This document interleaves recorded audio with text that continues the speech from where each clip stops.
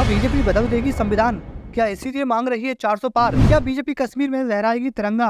क्या इसीलिए मांग रही है 400 पार? क्या बीजेपी भारत को बनाएगी हिंदू राष्ट्र जिसके लिए चाहिए 400 सीटें? उन्नाव से भाजपा सांसद और आगामी लोकसभा चुनाव के दौरान इसी सीट से उम्मीदवार साक्षी महाराज ने एक बड़ा बयान दिया है। उन्होंने लोगों को संबोधित करते हुए कहा कि जैसे ही आप 400 पार सीटें भाजपा को देंगे, वैसे ही पाक अधिकृत कश्मीर में तिरंगा फहरा दिया जाएगा। उन्होंने कहा कि दुनिया की कोई ताकत हिंदुस्तान की 1 इंच जमीन नहीं दे सकती। पीएम मोदी ने 2019 में 300 पार मांगी थी, इस बार 400 पार सीटें मांगी हैं।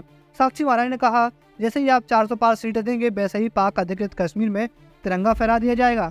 भारत की सीमाएं सुरक्षित करने के लिए 400 पार चाहिए। बता दें कि इस लोकसभा चुनाव में पीएम नरेंद्र मोदी ने एनडीए गठबंधन के लिए 400 पार का लक्ष्य रखा है। वहीं पीएम ने दावा किया है कि इस बार चुनाव में बीजेपी अपने दम पर 370 सीटें लेकर आएगी। यही वजह है कि विपक्षी दल बार बार बीजेपी इस नारे को जुमला बता रहे हैं। पीएम मोदी केंद्र की सत्ता में 10 साल पूरे करने के बाद अब तीसरे कार्यकाल के लिए अपनी मजबूत दावेदारी पेश कर रहे हैं। वहीं विपक्ष की बात की जाए तो इंडिया गठबंधन के तहत तमाम बड़ी पार्टियां एकजुट होकर इस लक्ष्य के साथ मैदान में हैं कि बीजेपी को सत्ता से दूर किया जा सके। केंद्रीय मंत्री अमित शाह ने सोमवार को कहा कि प्रधानमंत्री मोदी के नेतृत्व वाली सरकार ने देश से आतंकवाद को खत्म कर दिया है, जबकि नक्सलवाद खत्म होने की कगार पर है।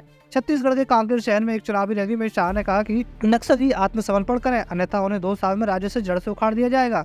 सुरक्षा बलों ने 16 अप्रैल को कांकेर जिले में एक मुठभेड़ के दौरान 29 नक्सलियों को मार गिराया था, जिसमें 15 महिलाएं भी शामिल थी। केंद्रीय गृह मंत्री ने कांग्रेस नेता राहुल गांधी से पूछा कि उनके परिवार की 4 पीढ़ियां देश की सत्ता में रही, लेकिन उन्होंने छत्तीसगढ़ में गरीबों के लिए क्या किया। लोकसभा चुनाव के दूसरे चरण के लिए 26 अप्रैल को वोटिंग होनी है। इससे पहले बीजेपी अध्यक्ष जेपी नड्डा ने एक न्यूज चैनल से खास बातचीत की। इस दौरान उन्होंने बीजेपी उम्मीदवारों के संविधान बदलने वाले बयान पर भी अपनी बात रखी है। बीजेपी अध्यक्ष नड्डा ने कहा, हम संविधान बिल्कुल नहीं बदलना चाहते, हमारा संविधान के प्रति कमिटमेंट स्पष्ट है। कई बार भाषण देते जोश जोश में आकर लाइन क्रॉस कर जाते हैं। बतौर राष्ट्रीय अध्यक्ष मैं कहना चाहता हूँ कि हमारी ऐसी कोई मंशा न कभी थी और न कभी रहेगी।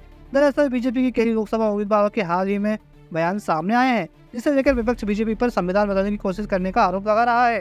इन आरोपों से जुड़े सवाल पर जेपी नड्डा ने कहा, बिल्कुल नहीं। पीएम मोदी ने भी साफ किया है कि मैं क्या बाबा साहेब भी चाहे तो संविधान नहीं बदल सकते।